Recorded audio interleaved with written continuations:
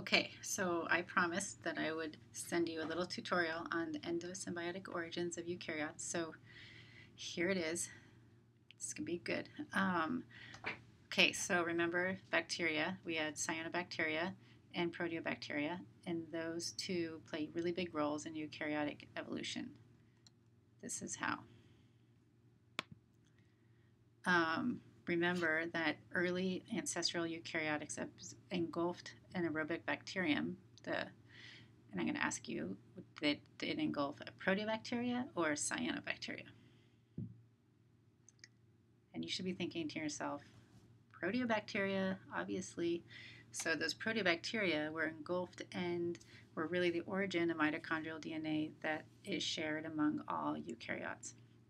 Now, photosynthetic bacteria or cyanobacteria were engulfed later in the plant lineage, shown right here. So that's primary endosymbiosis. Primary endosymbiosis is the engulfment right here of these photosynthetic cyanobacteria that led to the origin of chloroplast DNA.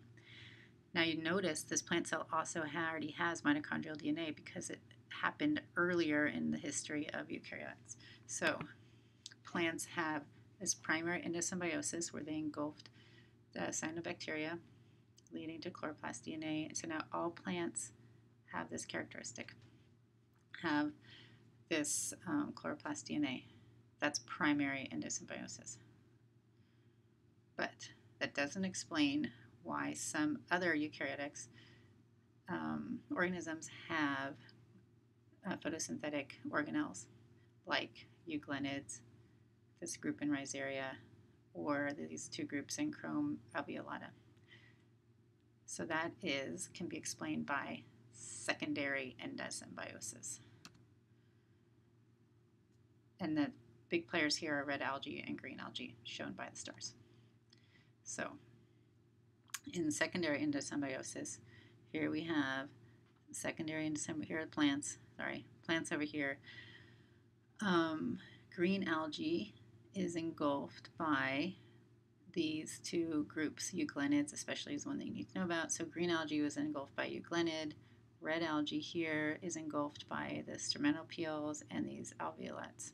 And so these eukaryotic lineages obtained chloroplast DNA, or the ability to do photosynthesis, from these plant ancestors.